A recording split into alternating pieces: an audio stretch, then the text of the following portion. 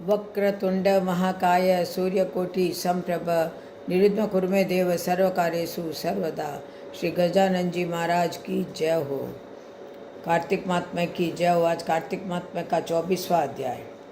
प्रथु बोले, हे नारद, कृष्णा वेणी के तट से शिव और विष्णु के गणों ने वेश्या के शरीर से कला निकाली थी। वह आपने हमसे कहा, यह उन नदियों का प्रभाव है अथवा उस क्षेत्र का। हे धर्मज्ञ, इसमें हमको बड़ा संदेह है।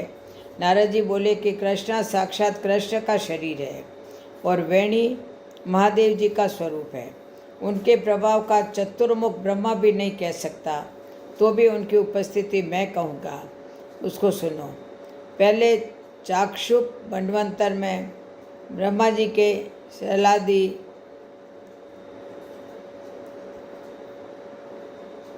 सरियादि के शिखर पर यज्ञ करना चाहा। यज्ञ की सामग्री इकट्ठी करके देवगणों के साथ विष्णु और महादेव को संग कर उस शिखर को गए। ब्रह्म मुहूर्त में भृगु आदि मुनि ने उनकी दीक्षा के लिए सुंदर सभा की और स्वरा नाम वाली सबसे बड़ी पत्नी को बुलाया। वह धीरे धीरे चली। तब भृगु विष्णु से बोले, हे विष्णु, यह आपके बुलाने पर भी नहीं आई। मुहूर्त बीता जा रहा है, अब दीक्षा विधि कैसे संपन्न होगी?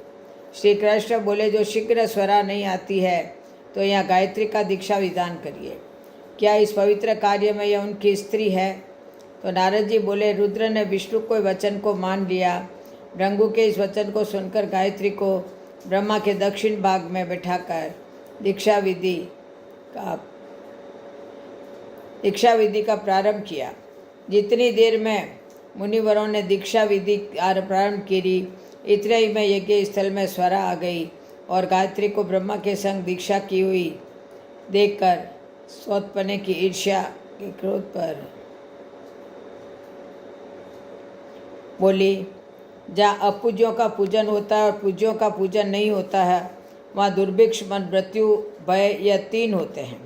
जो दक्षिण भाग में मेरे आसन पर बैठी है, इससे ऐसी गुप्त रूप वाली नदी होवेगी जो अदृश्य रहेगी। मेरे आसन पर मुझसे छोटी तुमने बिठा दी, सो तुम भी जड़ी बनकर नदी में होंगे। उसके शाप को सुनकर क्रोध के मारे कांपते हुए होठों से देवताओं के रोकने पर भी गायत्री बोली, ब्रह्मा, तेरी भांति मेरे भी पति है। तूने वृथा शाप दिया, इससे तू भी नदी हो जा। तो नारद जी बोले, फिर शिव विष्णु सब देवता हाहाकार कर दंडवत प्रणाम करके स्वरा को साथ ले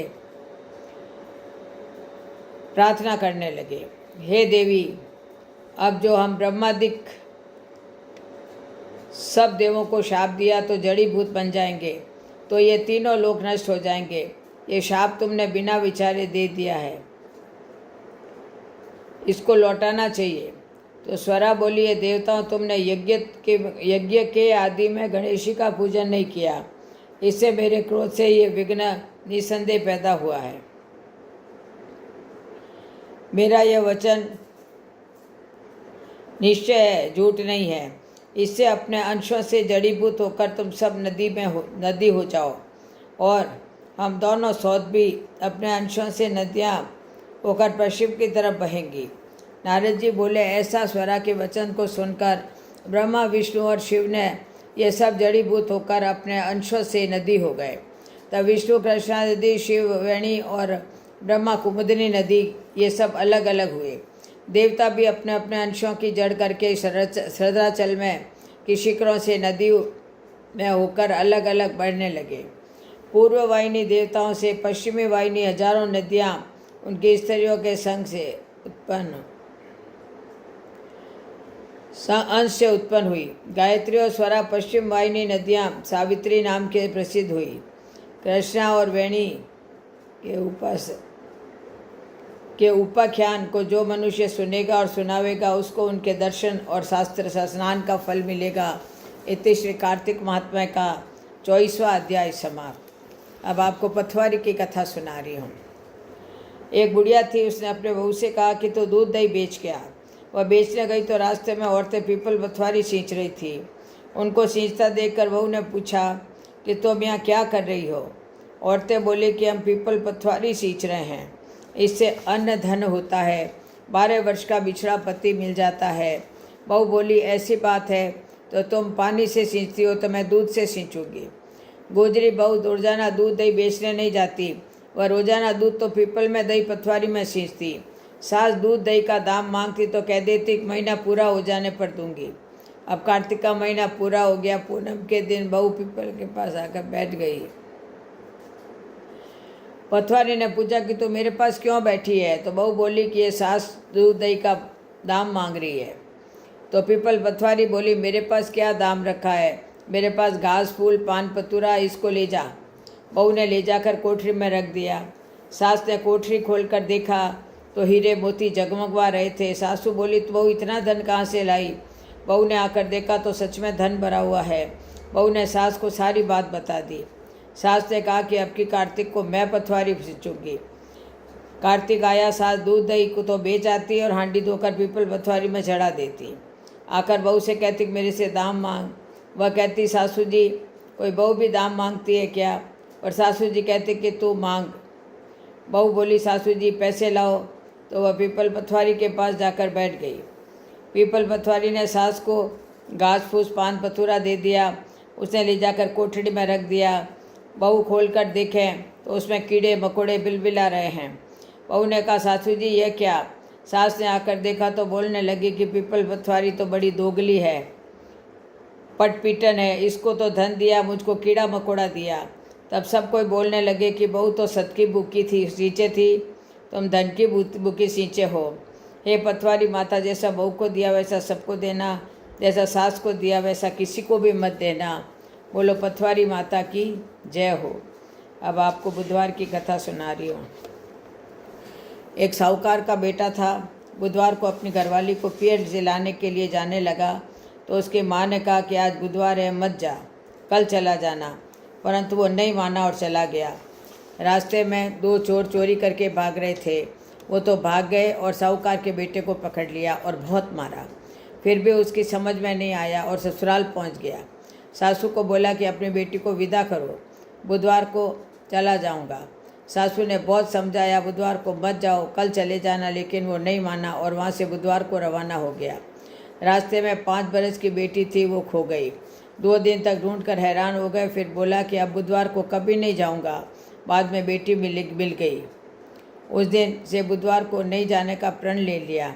सारी नगरी में सूचना करवा दी कि बुधवार को कोई अपने दूसरे गांव अपने ससुराल में नहीं जावे। बोलो बुद्ध भगवान की जय हो। अब विनायक जी की कहानी है।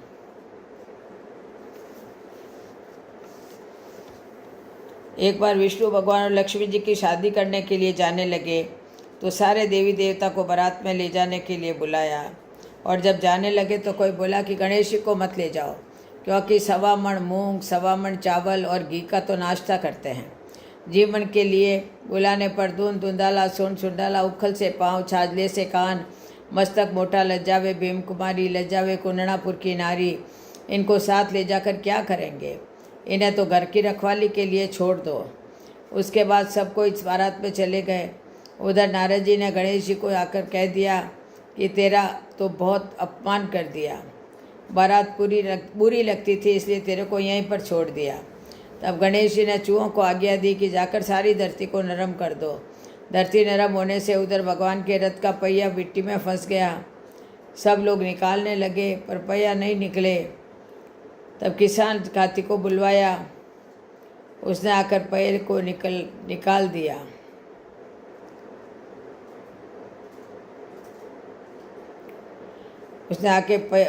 उसने